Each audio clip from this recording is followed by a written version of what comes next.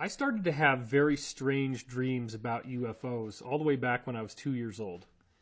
And not only was I having dreams of large cigar-shaped craft in my backyard, hovering maybe 20, 30 feet over the yard, I also was meeting with beings in my dreams who seemed to have a very peculiar fatherly quality. After I saw Star Wars 1977, the main being I was talking to actually became Obi-Wan Kenobi. And what's interesting about that is that Obi-Wan Kenobi says, if you strike me down, I will become more powerful than you can imagine. And it's after that that he turns into a light being. So I think that message was telling me that these light beings are real. That's why I was seeing this being in that form. I then found a book called Strange Stories, Amazing Facts. My grandmother gave it to me when I was 5, and I was very fascinated by pictures in the back of flying saucers. And the first edition of that book came out in 1978. And so I couldn't even read back then, but I was very intrigued by what I was looking at. And I really did have a huge passion for all these paranormal subjects my whole life. Where my awakening really took off was once I had gotten into college and I was in my sophomore year, that a close friend of mine showed up one day and he was white as a piece of paper. He literally was in a traumatized state of consciousness, and he proceeded to tell me that his college physics professor was the head of the department and that this man had worked for NASA through the 1970s at the higher echelons, and that everybody in the higher echelons of NASA was well aware that extraterrestrials were real, that they had come here, they had landed on Earth, that we had recovered technology from their ships, and that much of our modern advancements were a direct result of this cosmic inheritance. So I was getting so much detail, so much specific information in the year 1993 before there was anything more than some very skeptical, non-conclusive documentaries on television, that I became convinced there was something very tangible to look at here. Specifically, he said that fiber optic cables came from UFOs, LED lights, Kevlar, bulletproof vest material, Teflon, which is in so many things. Engines are all coated with Teflon on the inside. It's a non-stick material that works great for oil as well when you're in an engine. And then we get into computer chips, the whole integrated circuit revolution. Apparently prior to Roswell, we only had vacuum tubes, and then even the first solid-state transistors were one of the original products that came out of this divine endowment, whatever you want to call it. So this information also included how the ship got up to light speed. He said that the ship was a disk, and it would shoot out, it had an emitter that could go in any direction around the circumference, and it would shoot out a particle going 3/4 the speed of light, and then another particle would go out at the speed of light and bounce off of the first one, kick it, and then kick back and hit the edge of the ship. And if you do that trillions of times per second, or however many there are, it will actually accelerate the ship to near light speed. And this really was cool because I had already studied this little science geek thing called a radiometer, which is a glass ball that has these 4 little fins inside of it on a needle that spin around, and they're black on one side and white on the other. And when you read the thing, what you find out is that the black actually attracts electrons inside and photons. It actually, the bouncing of the electrons against the black causes it to spin. So I knew that it was possible to create movement through just particle interaction. Then we also heard that there were 3 main types of beings that had been found in these craft, and that's all I had back then. That there was a small type that was like the gray, so they were aware of grays all the way back in the 1970s, and of course you see them in Close Encounters, which was in the 1970s.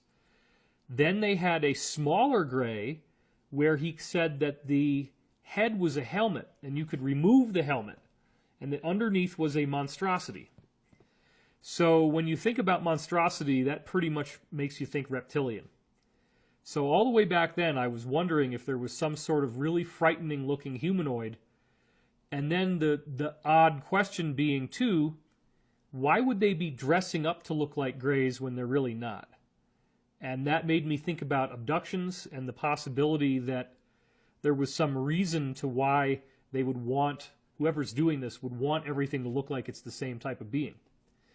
Then the thing that I found probably the most fascinating of all was that he said that the tallest of the beings in these ships that had crashed here, that are clearly not from Earth, looked just like us.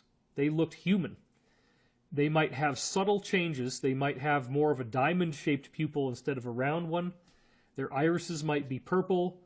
They might have ridges on the roof of their mouth similar to a cat. The teeth might be different. They might have more teeth or less teeth.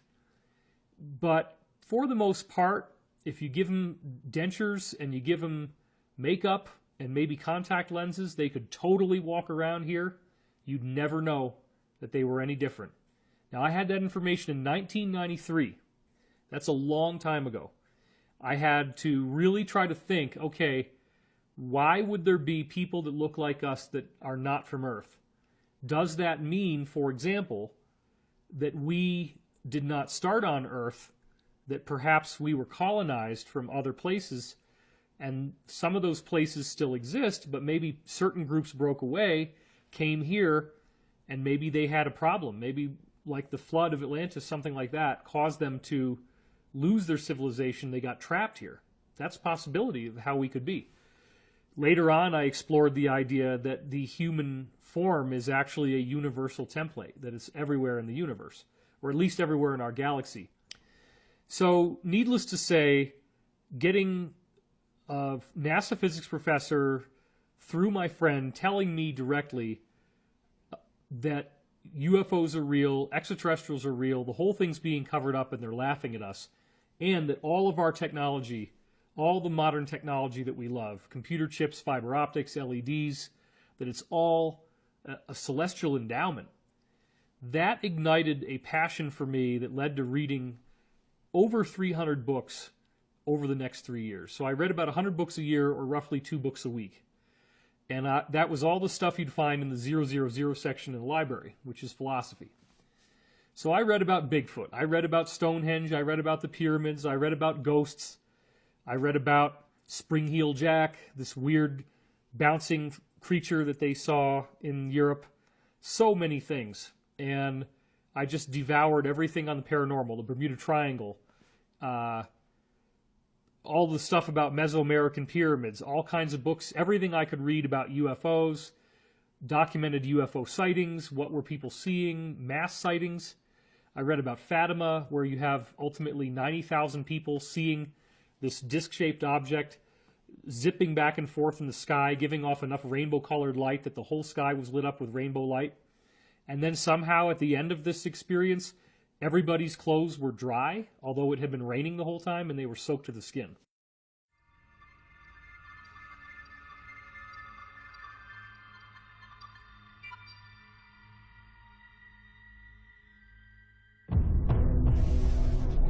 Our differences worldwide would vanish if we were facing an alien threat from outside this world.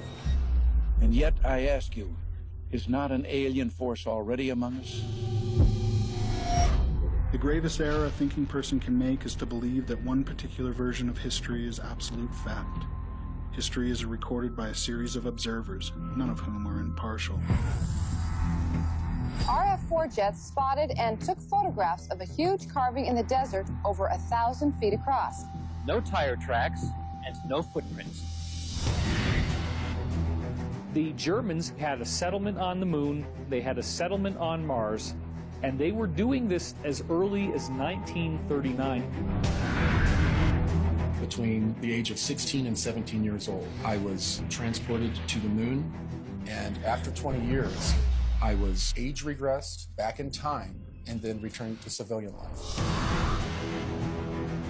Extraterrestrial spacecraft have appeared over nuclear missile installations and have completely powered them down.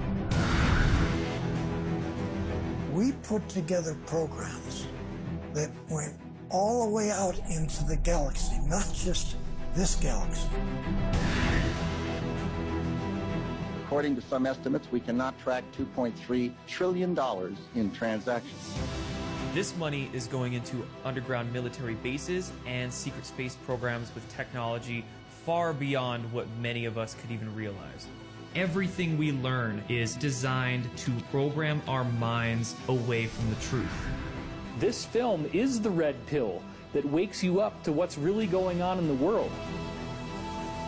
And at some point, this is all going to break open. The more you get involved, the more compromised you become. They may actually kill you.